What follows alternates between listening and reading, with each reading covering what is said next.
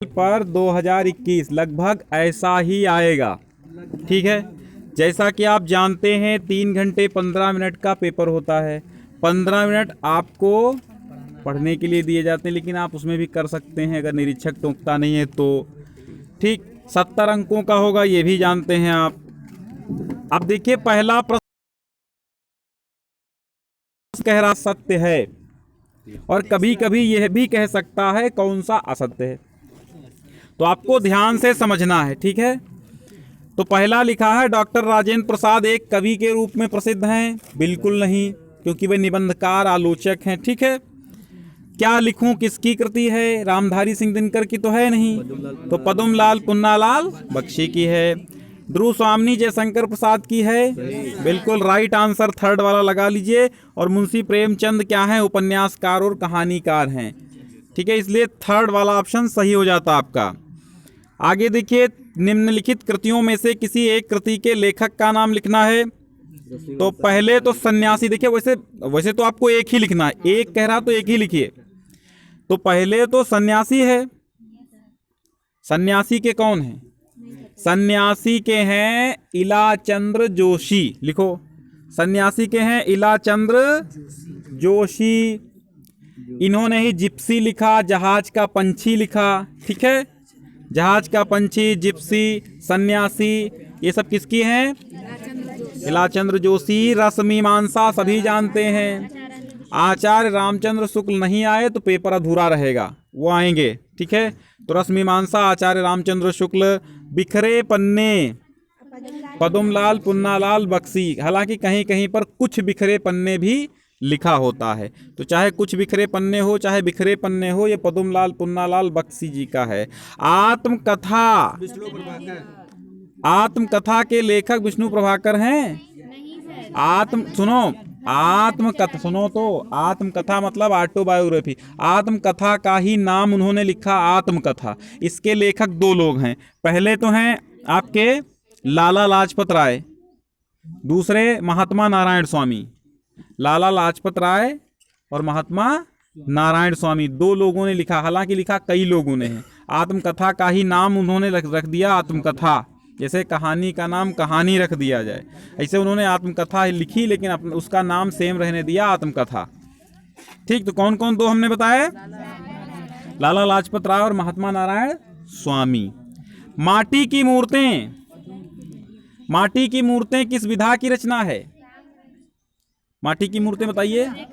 रेखा चित्र है, और राम वृक्ष बेनीपुरी का है। राम वृक्ष बेनीपुरी का है। अच्छा, डायरी विधा के एक लेखक लिखिए। डॉक्टर धीरेन्द्र वर्मा, उनकी डायरी का नाम था मेरी college diary, doctor Dhirendra Verma, ये लिख लीजिए। फिर है समालोचना विधा। अब समालोचना कहो चाहे आलोचना कहो, बात सेम है। तो समालोचना विधा के एक लेखक कौन है? आचार्य रामचंद्र शुक्ल लिख दीजिए, आचार्य रामचंद्र शुक्ल। अगर कहेगा आप रचना लिखिए तो हिंदी साहित्य का इतिहास लिख दीजिए, या श्याम सुंदर दास भी लिख सकते, वो भी आलोचक हैं, उन्होंने साहित्यालोचन लिखा है। अब रीतिबद्ध कवियों में से किन्हीं दो कवियों का नाम लिखना है। ठीक है, एक तो रीति सिद्ध हुए, रीति मुक्त हुए और रीतिबद्ध हुए। रीति मुक्त का पूछे तो घनानंद, बोधा, आलम, देव, ठाकुर, ये नाम लिख सकते हैं आप। रीति सिद्ध पूछे तो ओनली वन है, बिहारी। और रीतिबद्ध पूछे तो क्या लिखिएगा? केशवदास और मतिराम। रीतिबद्ध दो कवि हैं, एक तो केशव,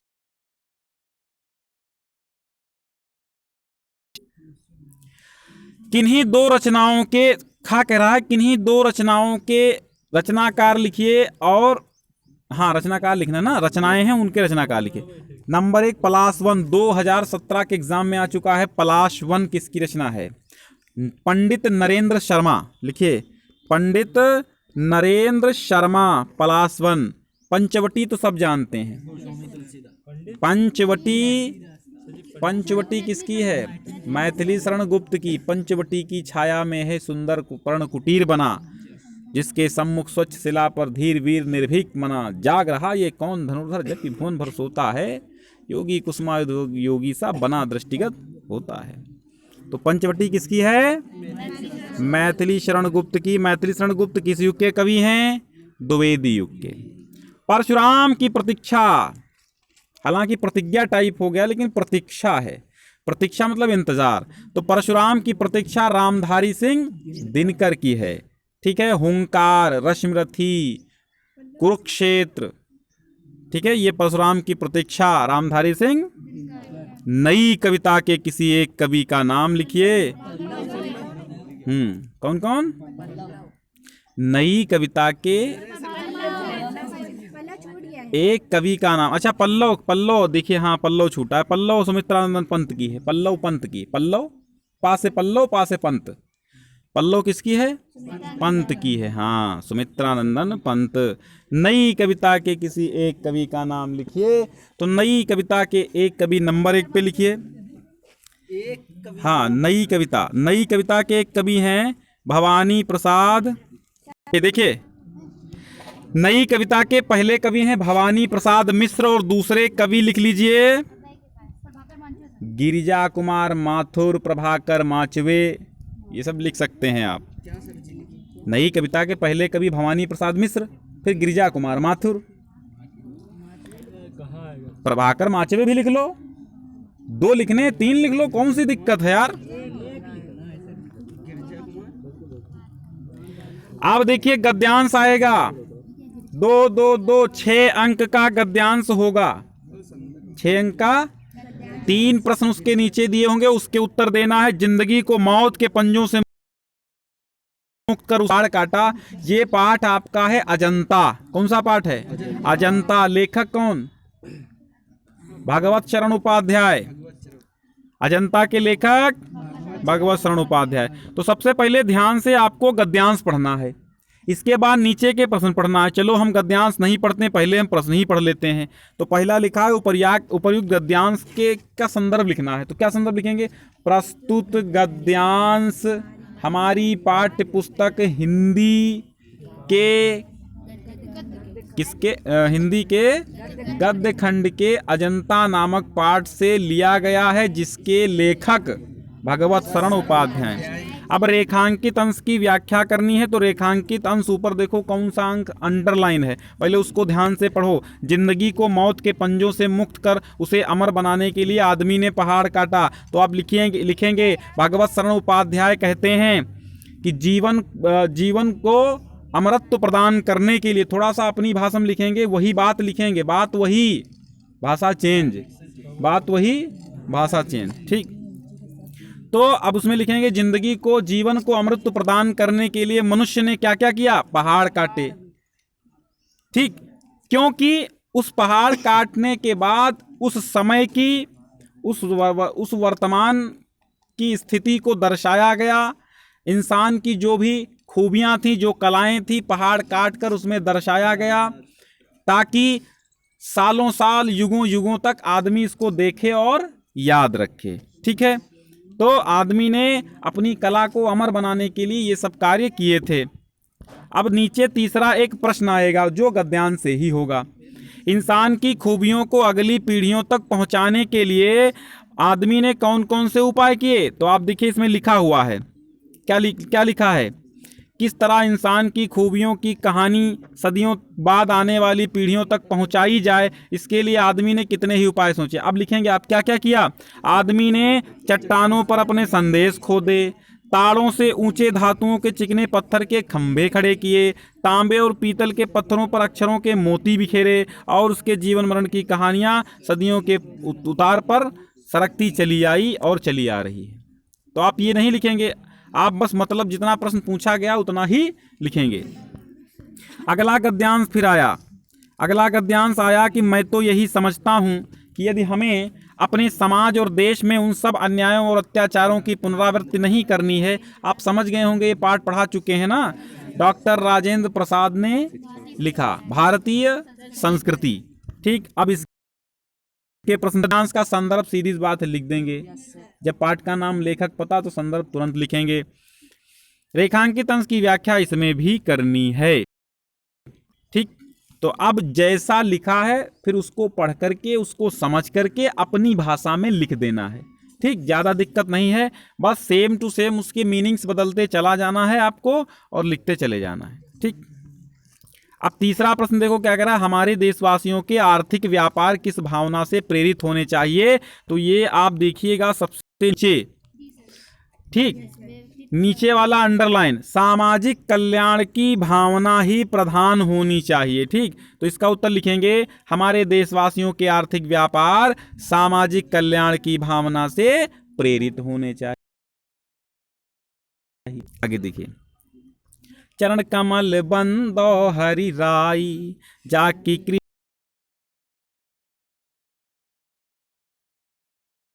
आए, चरण कमल बंदो हरि राय। सबसे शुरुआत में पढ़ाया था, पहला पाठ है सूरदास का। संदर्भ लिखेंगे, प्रसंग लिखेंगे, व्याख्या लिखेंगे और फिर काव्यगत सौंदर्य लिखेंगे। क्योंकि आप देख रहे हैं 1 + 4 + 1 लिखा है, तो पहले वाले 1 का मतलब है 1 नंबर का संदर्भ है, दूसरे वाले 4 का मतलब है 4 नंबर की व्याख्या है, और तीसरे वाले 1 का मतलब है काव्यगत सौंदर्य 1 नंबर का है। तो आपको जितने लेने हैं उतना लिखना है। अगर 4 ही नंबर लेने हैं तो मात्र व्याख्या ही कीजिए, संदर्भ 5 लेने हैं संदर्भ भी लिखिए, और पूरे पूरे 6 लेने हैं तो क्या कीजिए, सब कुछ लिखिए।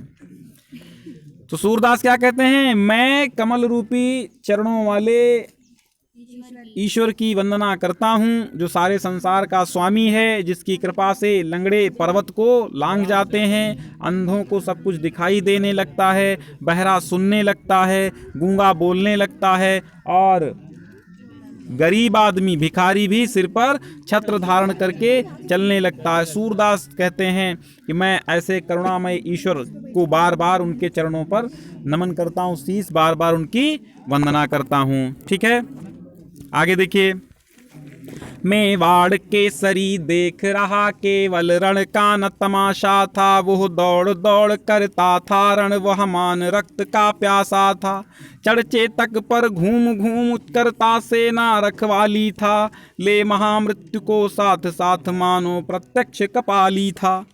कहाँ से लिया गया है, ये है हल्दी घाटी, श्याम नारायण पांडे, वीर रस के प्रकांड कवि, प्रचंड कवि, उन्होंने ओज भरा खट खट खट खट वाला, है ना। तो ये हल्दी घाटी श्याम नारायण पांडे, हल्दी घाटी श्याम नारायण पांडे। मेवाड़ केसरी का अर्थ है, मेवाड़ केसरी तो आप लिखेंगे प्रस्तुत पद्यांश में, प्रस्तुत पद्यांश में क्या किया गया, प्रसंग क्या लिखेंगे, प्रस्तुत पद्यांश में महाराणा प्रताप की वीरता को दर्शाया गया है। तो मेवाड़ केसरी माने होता मेवाड़ का सिंह, कौन, राणा प्रताप। राणा प्रताप केवल रण का, केवल युद्ध का तमाशा नहीं देख रहे थे, बल्कि दौड़ दौड़ करके मान रक्त का प्यासा का मतलब होता है अपने सम्मान के खून की रक्षा के लिए दौड़ते थे, और कभी चेतक पर चढ़ते थे, चेतक नामक घोड़े पर सवार होकर के घूम घूम करके संपूर्ण सेना की रखवाली अर्थात संपूर्ण सेना की रक्षा करते थे, और वो महामृत्यु को साथ साथ लेकर चलते थे। तो ऐसा प्रतीत होता था मानो प्रत्यक्ष रूप से वो कपाली हों। कपाली माने, कपाली माने शिवजी, तांडव नृत्य करने वाले। ठीक, आगे देखिए, प्रसंग में लिखेंगे, प्रसंग में क्या लिखेंगे ना, तो रस कौन सा है, वीर रस है, छंद कौन सा है, मुक्तक छंद है, अलंकार कौन सा है, उपमा रूपक उत्प्रेक्षा, अनुप्रास भी है, उत्प्रेक्षा, अनुप्रास उत्प्रेक्षा 2 अलंकार हैं। ठीक है, गुण कौन सा है, ओज गुण है, शब्द शक्ति लक्षणा है। ठीक, अब जीवन है, जीवन परिचय हम बता चुके हैं आपको। ठीक है, चलिए, तो जो आता है वो लिखना, फिर एक कवि का जीवन परिचय 3 नंबर में लिखना है, एक रचना लिखनी है। अब ये आ गया आपका संस्कृत गद्यांश, संदर्भ सहित मात्र अनुवाद करना है आपको। अस्माकं संस्कृति ही सदा गतिशीला वर्तते, हमारी संस्कृति सदैव, ये भारतीय संस्कृति नामक पाठ से है। कौन से, भारतीय संस्कृति नामक पाठ से है, संस्कृत खंड से लिया गया है। तो हमारी संस्कृति सदैव गतिशील है, मानव जीवनम संस्कर्तुम एषा यथा समयम नवाम नवाम विचारधाराम स्वीकरोति। मानव जीवन को संस्कारवान करने के लिए एषा माने यह, यथा समयम समयानुसार, नवाम नवाम नवीन नवीन, विचारधाराम विचारधाराओं को स्वीकरोति स्वीकार करती है, नवाम शक्तिम च प्राप्नोति और नवीन शक्तियाँ प्राप्त करती है। अत्र दुराग्रह नास्ति, यहाँ पर दुराग्रह नहीं है। यत माने कि युक्त युक्तम कल्याणकारी च तदत्र सहर्षम गृहीतम भवति, जो भी युक्त युक्त होता है, जो भी कल्याणकारी होता है, वो यहाँ पर सहर्ष गृहीत कर लिया जाता है, स्वीकार कर लिया जाता है। तो एतस्या गतिशीलतायाः रहस्यम मानव जीवनस्य शाश्वत मूल्येषु निहितम। एतस्या माने इसकी गतिशीलता, रहस्यम गतिशीलता का रहस्य मानव जीवन के शाश्वत मूल्यों में निहित है। तद यथा सत्यस्य प्रतिष्ठा सर्वभूतेषु संभावा, तद यथा सत्यस्य प्रतिष्ठा, तद माने वह, यथा माने जैसे, सत्य की प्रतिष्ठा, सर्वभूते सभी प्राणियों का में संभाव, विचारे औदार्यम विचारों में उदारता, आचार्य दृढ़ता च इति, और आचरण में दृढ़ता, चैति माने इत्यादि। आगे देखिए, माता गुरुतरा भूमे खात पितोच्चर तथा मनः शीघ्रतरम वातात चिंता बहुतरी तृणात्। ठीक, अब देखिए, माता गुरुतरा, माता माने माता, गुरुतरा माने बड़ी है, भूमि माने भूमि से, माता भूमि से भी भारी है, गुरुतरा माने भारी, माता भूमि से भी भारी है। और खात माने आकाश से, पिता माने पिता उच्चतर तथा, और पिता जो है आकाश से भी वो ऊंचा है। और मनः शीघ्रतरम वातात, मन जो है वो वायु से, वातात माने वायु से भी, शीघ्र माने तेज चलने वाला है, बहुतरी तृणात, और चिंता बहुतरी माने हल्की है, किससे, तृण से भी, तिनके से भी हल्की है क्या, चिंता। अब पाठ्य पुस्तक से कंठस्थ किया हुआ एक श्लोक लिखिए जो इस पेपर में ना आया हो। ठीक है, कोई सुनाइए श्लोक, बताइए। मरणम मंगलम यत्र विभूतिश्च विभूषणम, फिर मरणम मंगलम यत्र विभूतिश्च विभूषणम, कौपीनम यत्र कौशेयम सा काशीकेन मीयते। वाराणसी कस्या नगर, अब एक देखो, दो तो चार, लेकिन देना आपको दो के ही, चलो हम चारों के दे लेते हैं। वाराणसी नगरी कस्याः कूले स्थिता, गंगायाः कूले, कूले माने किनारे, तो गंगायाः कूले स्थिता। वीरः केन पूज्यते, अमुखः अपि कः स्फुटवक्ता भवति, पत्रः अमुखः अपि पत्रः स्फुटवक्ता भवति। भारतीय संस्कृति कीदृशी वर्तते, तो भी गद्यांश में पढ़ा, सदा गतिशीला वर्तते, है ना। पहला देखो, वाराणसी नगरी गंगायाः कूले स्थिता। वीरः वीरेण पूज्यते, वीरः केन पूज्यते, तो वीरः वीरेण। और अमुखो अपि कः स्फुटवक्ता भवति, अमुखो अपि यानी मुख के बिना भी कौन स्फुटवक्ता है, तो पत्रम। भारतीय संस्कृति कीदृशी वर्तते, भारतीय संस्कृति कैसी है, सदा गतिशीला वर्तते, वर्तते माने है। ठीक है, पंक्तियां दी हुई हैं, आपको रस को पहचानना है। शोक बिकल सब रोवहि रानी, रूपशील बलु तेजु बखानी, करहि बिलाप अनेक प्रकारा, गिरहि भूमि तल बारहि बारा। कौन सा रस है, करुण रस है, और उसका स्थायी भाव शोक है। करुण रस, स्थायी भाव शोक। अब हास्य रस की परिभाषा लिखिए। हाँ, जहाँ हास नामक स्थायी भाव, विभाव, अनुभाव, विचारी भाव आदि के द्वारा पुष्ट होता है, वहाँ पर हास्य रस की निष्पत्ति होती है। हंसी हंसी भाजें देख दुल्हा दिगंबर को, पाहुनी जाव हिमाचल के उछाह, है ना। गंगा हंसे भुजनी भुजंगा हंसे, और हास ही को दंगा भयो नंगा के विवाह। उत्प्रेक्षा उपमा अलंकार लिखिए भैया। उत्प्रेक्षा, जहाँ उपमेय में उपमान की संभावना हो, वहाँ उत्प्रेक्षा अलंकार होता है। उपमा अलंकार की परिभाषा बताइए। उपमेय की तुलना उपमान से की जाए, वहाँ पर क्या होता है, उपमा अलंकार होता है। उदाहरण उत्प्रेक्षा का, मानो हवा के जोर से सोता हुआ बादल जगह वाली पंक्ति लिख दो। और उपमा में पीपरपात, हाँ, और नहीं लिखोगे फूलों सा चेहरा तेरा कलियों से मुस्कान है, नहीं लिखोगे, वो लिखोगे तो भैया ठीक। अगला देखिए, अब जो है बंदौ मुनिपद कंजु रामायण जहि निर्मयो और सखर सुकोमल मंज दोष रहित दूषण सहित। इसको उल्टा पढ़ते हैं कि रामायण जहि निर्मयो बंदौ मुनिपद कंजु दोष रहित दूषण सहित सकर सुकोमल मंज। ये सोरठा है, दोहे का उल्टा सोरठा होता है, ठीक है, सोरठा है।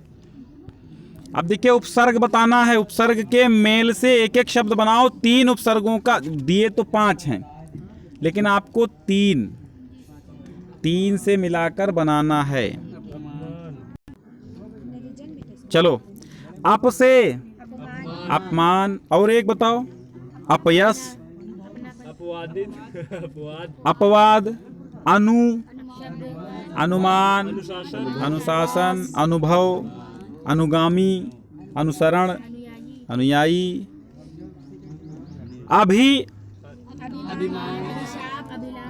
अभ्युदय, अभियान, हाँ अभिनय भी हो जाएगा। निर से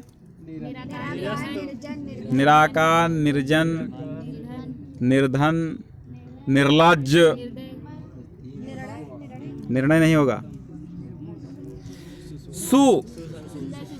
सुशोभित, सुलोचन, सुकोमल, सुव्यवस्थित, सुभद्रा, सुसंगठित। आगे देखो, बहुत मालूम है यार, आगे देखो। अब 2 प्रत्ययों का प्रयोग, प्रत्यय कहाँ लगते हैं? अंत में। वट, बनावट, लिखावट, ठीक है, दिखावट। पन, बचपन, लड़कपन, है ना।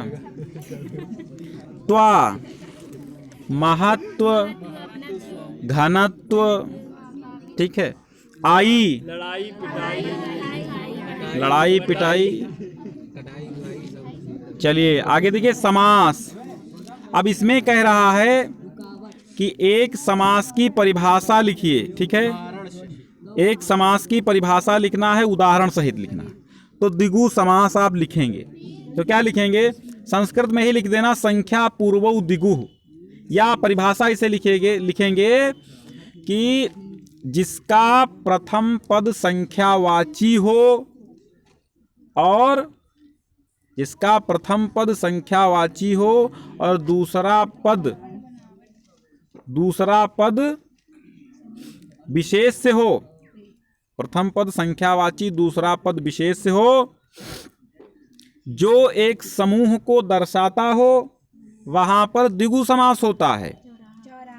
जैसे चौराहा है, जैसे दशानन है। दशानन तो नहीं होगा, दशानन बहुब्रीहि में चला जाएगा, क्योंकि दशानन माने रावण हो जाता है, ठीक है। लेकिन अब इसमें और क्या हो जाएगा? त्रिभुवन हो जाएगा, ठीक है, अष्टाध्यायी हो जाएगा। अब देखो, हाँ पंचवटी होगा। द्वंद्व समास में देखो, उभय पद प्रधानः द्वंद्वः, जिसके दोनों पद प्रधान होते हैं, जिसमें दोनों पद प्रधान होते हैं, वो द्वंद्व समास होता है। और बीच का चिन्ह छिपा रहता है, परसर्ग छिपा रहता है। तो माता पिता, भाई बहन, मोर मोरनी, देश विदेश, ठीक है, राधा कृष्ण, राम लक्ष्मण। ने, अब देखो तत्सम लिखना है, लिखो तत्सम, लिखो तत्सम, लिखो। नेह का हो जाएगा स्नेह, नेह का क्या हो जाएगा? स्नेह। कृपा में ऋण की मात्रा लगा के कृपा लिखिए। निर्गुण को निर्गुण लिखिए। सावन को श्रावण लिखिए। आगे देखो, दुई दुई पर्यायवाची लिखना है। आग को अनल भी कहते हैं, अनल, पावक, अग्नि, ठीक है। ब्रह्मा के 2 नाम, ब्रह्मा को क्या कहते हैं? अज कहते हैं, विधि कहते हैं, ठीक है। अज और विधि कहते हैं, विधाता भी कह देते हैं। हवा, पवन और वायु। समीर, अनिल, अनिल, ठीक है। कृष्ण को कन्हैया, श्याम, नंद नंदन, ब्रजनंदन, मुरलीधर, तमाम है। अब देखिए संधि विच्छेद करना है, संधि करना है, विच्छेद तो है ही है। गुरु आदेश का हो जाएगा गुरुवादेश, वा पे रा की मात्रा लगाइए, गुरुवादेश लिखिए, गुरुवादेश। अभ्युदय, आ भी उदय, अभ्युदय, आ फिर आधा भा युदय, युदय, अभ्युदय। सब यड़ संधि है, यड़ संधि ही आएगी, ठीक है, क्योंकि एक ही संधि बची है, 30% सिलेबस कट के, तो एक ही संधि बची, कंफ्यूज मत होना, यड़ संधि नाम लिखना, संधि का नाम यड़ संधि, क्योंकि उसके अलावा कुछ आएगा नहीं, इसलिए यड़ याद रखो कि हमको यड़ ही लिखना है। इत्यादि मतलब इत्यादि, आधा ता या दी, इत्यादि। स्वागतम का स्वागतम सभी जानते हैं, ठीक है, स्वागतम। अब सुनो, निम्नलिखित शब्दों में चतुर्थी विभक्ति बहुवचन के रूप लिखना है। नदी का नदीभ्यः हो जाएगा, नदीभ्यः। मधु का मधुभ्यः, ठीक है, मधु का मधुभ्यः। अस्मद का अस्मभ्यम, ठीक है, अस्मभ्यम। या नह भी हो जाता है, ना में विसर्ग लगाओ तो नह भी हो जाता है इसका रूप। अब देखिए, निम्नलिखित में से किसी एक की धातु लकार पुरुष तथा वचन लिखिए। अपठाम, अपठाम, छोटा आ लगा तो लंग लकार हो गया, छोटा आ आगे लग जाए तो लंग लकार, तो लंग लकार, लंग लकार, उत्तम पुरुष बहुवचन। हसेह, एक ही मात्रा लगी, पहचानो, विधिलिंग लकार, ठीक है, विधिलिंग लकार। हसेह, हसे में क्या है, लोट लकार, विधिलिंग लकार, मध्यम पुरुष, एक वचन। अब देखो अनुवाद जल्दी जल्दी, ठीक है।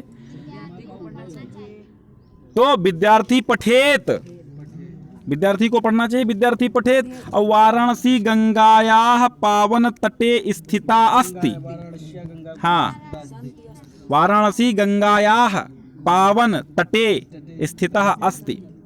अब देखो निबंध, निबंध व्यावसायिक शिक्षा, किसी यात्रा के वर्णन, जीवन में परोपकार, स्वदेश प्रेम, इंपॉर्टेंट है। और खंड काव्य जो है ना, खंड काव्य आपको अपना ही लिखना पड़ेगा, यानी जो आपके जिले में चलता है, तो मेवाड़ मुकुट में दौलत का चित्रण और छठे सर्ग का कथानक, ऐसे लिख देना है। और बाकियों से आपसे मतलब नहीं है, जो आपके जिले में चलता है वही लिखना है। चलिए, आज के लिए बहुत बहुत धन्यवाद।